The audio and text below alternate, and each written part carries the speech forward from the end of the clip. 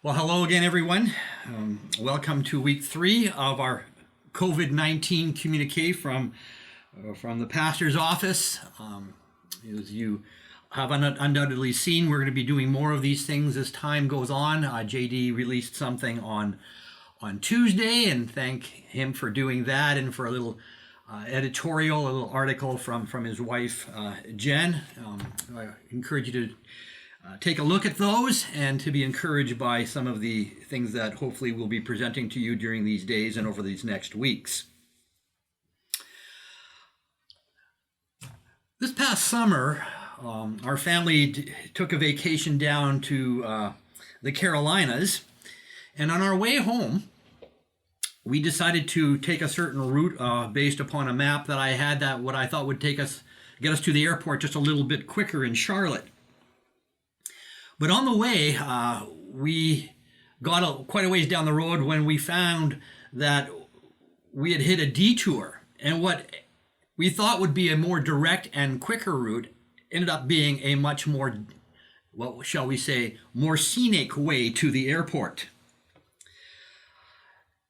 We very quickly, as we took the detour signs, we realized that there was one after the other, to the point that at the end of a number of minutes, we discovered that we had no idea where we were. So we would either go back, which might have been about a half an hour, or we just thought, well, let's just keep following the signs because eventually we're going to get to the airport. And that's what we did. And I thought to myself, that detour that marked the end of our vacation last summer is kind of like where we are in life right now. We're on a bit of a detour. We're driving along, but we're not exactly sure where we are. And we're not exactly sure how to navigate this detour.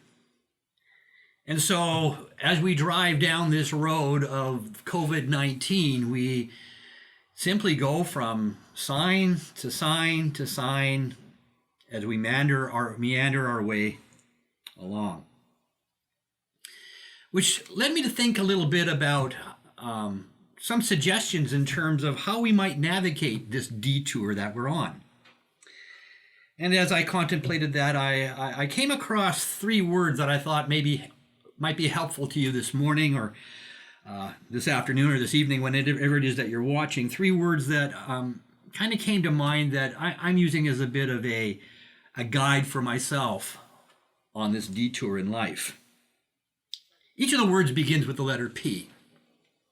The first word is pause. Pause. Now, it is true, as you undoubtedly know, that this has caused us to have to slow down. You might say this is a time out in life. And things have changed and quieted and have caused us to put the brakes on in terms of how we live our daily routines. It has caused us to need to replace that time with other things. Now, there are some good things that we can replace the things that we usually do, and we can replace those with some positive things, but there are also some dangers inherent in that. One of which I can find myself falling for is an overdose of news and media.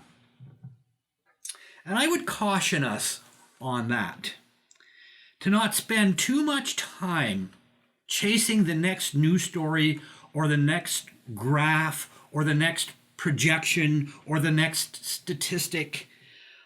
They in themselves are helpful as basic information, but endless dialogue and debate, especially as we see it on television or read it online, can be wearying and taxing to the soul. For that in itself can just add to our anxiety and to our fears, because at the end of the day, we're talking and ultimately we don't even know what we're talking about. I'd encourage us, as I've tried to do for myself, encourage us to push the pause button on that. You know, we're not going to find a vaccine in the next 10 minutes. And so constantly be looking for the next piece of information and the next piece of information after that really doesn't help. I try to stay abreast of the situation, but then I try to find other avenues with which I can find that time that has been given to me. Time for devotions, time for family, time for a phone call, time for a walk. But I would encourage us to pause. Secondly, I would encourage us to pray. To pray. Pause and pray. Especially during these days, to take a little extra time to pray for our leaders, our decision makers, our healthcare workers, those in essential services who are putting themselves at risk to help the rest of us. Pray that the Lord would protect them. Pray that the Lord would give them wisdom and understanding to navigate these days, and to understand how to put all the different pieces together as they move forward. It's not just a health issue. It's also an economic issue. It's also a psychological issue. We pray for those who have to make decisions. And we pray because it reinforces our recognition of our dependency and our need for God. These times are actually good for us spiritually, as they should cause us to draw nearer to the God that can do something about this.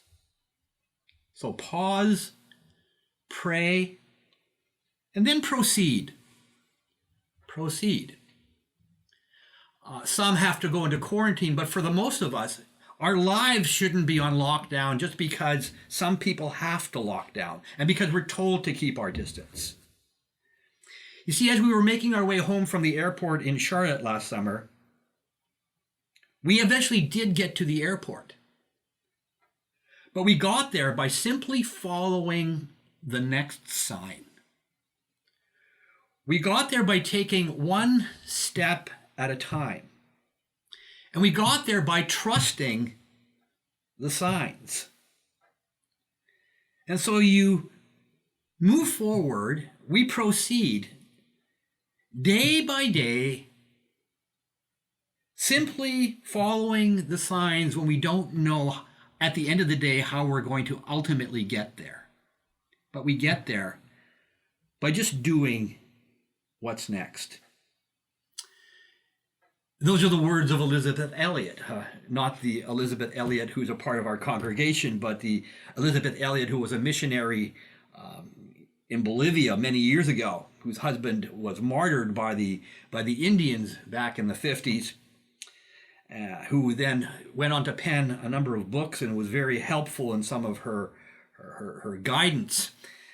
And one of the things that she said one time that I found particularly helpful in times of uncertainty is that when she said that when you don't know the future, simply do the next thing. Do the next thing. Make the next meal. Phone the next friend. Play the next game. Take the next walk. Read the next book. Just do what's next. Follow the next sign and be open to what those signs might be as the Lord brings different opportunities into our lives. Again, it was Jesus who said that we're to take no thought for the morrow in the old King James. And it doesn't mean that we don't plan, but that we're to live today and to give the future to God.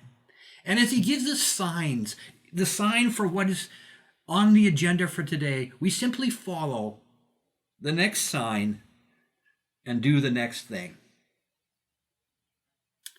And we simply do, I think, what Christofferson sang about so many years ago when he voiced these lyrics: one day at a time, sweet Jesus, one day at a time. And so I would encourage you in these days to pause to pray, and to proceed. The Lord will take us to the airport. Thanks for watching.